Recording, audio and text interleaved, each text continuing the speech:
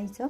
हे बघा मी स्टीम करायला पाणी ठेवलेलं आहे, त्याचं चाळण ठेवलेलं आहे आणि हे ना शेगावाच्या पिठाचे मी हे करून घेतलेले असे गोल गोल. हे बघा चाळणी गरम झाली आहे, थोडंसं तेल लावून घेऊ त्याला. तेल लावून झालं हे स्टीम करून घेऊ. हे बघा हे सगळं टाकून झालेलं आहे, त्याला आता जवळ झाकण ठेवलेलं आहे. हे बघा ह्या पद्धतीने स्टीम करून घ्यायचं आहे.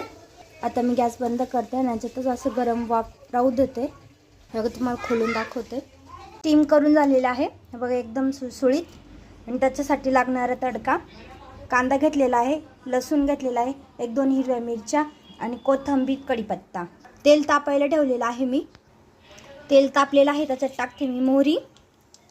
हे बघा मोहरी तडतडते. हे बघा तडतून झाली आहे. लसूण आणि कांदा. हे बघा कांदा टाकून झालेला आहे. टाकत आहे हिरव्या मिरच्या आणि कढीपत्ता. कांदा हिरव्या मिरच्या टाकून घेतलेला आहे मी. याला परतून घेते. मी त्याच्यात टाकत आहे हळद, कोथिंबीर, थोडीशी लाल मिर्च, थोडीच टाकते. आता हे टाकून घेऊ उकडलेले. मी गावापासून बनवलेले आहे. थोडंसं मीठ घेऊ, कारण मीठ मळायला पण घेतलं होतं. त्याला मिक्स करू. हे बघा रेडी आहे आपला असं स्वादिष्ट नाश्ता. तुम्ही पण ट्राय करा आणि कमेंटमध्ये मला जरूर कळवा.